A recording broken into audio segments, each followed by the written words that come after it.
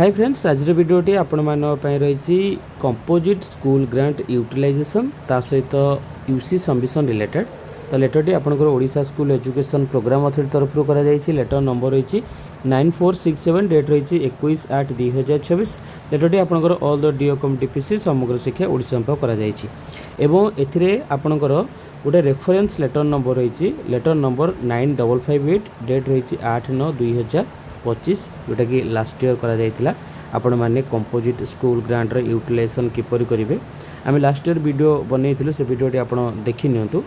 तो ये रही आपणकर 2026-27 आपणकर ईयर पई आपणकर composite school grant related letter number रही 9558 डेट रही 8/9/2025। लेटरटी आपणकर ऑल द डीओकम डीपीसी समग्र शिक्षा ओडिशा करा जायछि। मु सिंपली आपनको ए वीडियो डिस्क्रिप्शन बॉक्स रे ए लेटर पीडीएफ दे देबी आपण मध्ये इजीली डाउनलोड करि परिबे। तो फर्स्ट टाइम देखिबा आपणकर जो कंपोजिट स्कूल ग्रांट सैंक्शन करा जायछि आपणकर 2025-26 पई।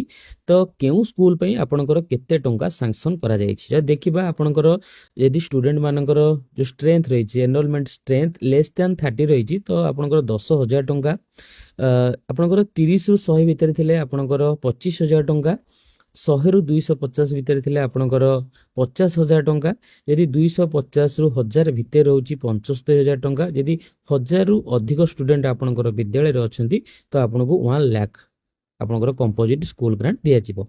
तो एबे हमें ए जो कंपोजिट स्कूल ग्रांट को किपरि खर्च करिबा आपणकर केउ मंथ सुदा आपण केते खर्च करिया को पड़िबो। तो देखंतु आपणकर 10% आपणकर खर्च करिवे कोन पय ना स्वच्छता एक्शन प्लान पे जो थे कि आपण केउ सब कार्यक्रम करि परिबे आपणकर निरापद पानीय जल जोगाण पय रक्षणाबेक्षण पय खर्च करि परिबे।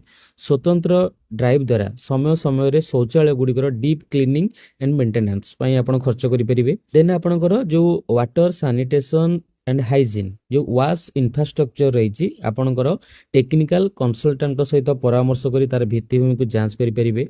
ता सहित हैंड वाशिंग विथ सोप साबुन हाथ धोइबा पय आपण मध्ये खर्च करिवे। देन आपणकर डस्टबिन व्यवहार जेमती कि सुखिला एवं ओदा अलिया को पृथककरण इत्यादि कार्यक्रम पय आपण मध्ये डस्टबिन सुविधा आपणकर स्कूल ले करि परिबे सेति पय आपण खर्च करिवे। ता सहित रही स्मार्ट पैनल बोर्ड ता सहित डिजिटल डिवाइसेस जेमती कि कंप्यूटर टैबलेट ए सब डिवाइस गुड़िकर मरामती एवं रक्षणाबेक्षण करने पई आपणकर जहाँ भी टोटाल खर्च रही आपणकर कंपोजिट ग्रांट रही तार 10% आपण यापे खर्च करें। तो फास्ट देखिले स्वच्छता एक्शन प्लान पे यदि स्वच्छता एक्शन प्लान पे गला 10% एठी बर्तन पळि आसिला आपनकर 10% आपण खर्च करिवे कोटा ना डिजिटल डिवाइसेस जोटा रही से गुडिक रिपेयर पे। ठीक अछि। नेक्स्ट रही आपनकर उपभोग्य सामग्री परीक्षागार विद्युत देय एवं आपनकर इंटरनेट पे आपण मध्ये खर्च करिवे। ता सहित एनुअल मेंटेनेंस जो वार्षिक मेंटेनेंस आपण करिवे वैषयिक परामर्शदाता परामर्श क्रमे जेमती कि आपणकर पूर्व जदि कौन बिल्डिंग कोठा रही सहित आपणकर शौचालय रही देन रेन वाटर हार्वेस्टिंग सिस्टम जदि अच्छी एगुड़िक रक्षणाबेक्षण मरामती खर्च करेंगे।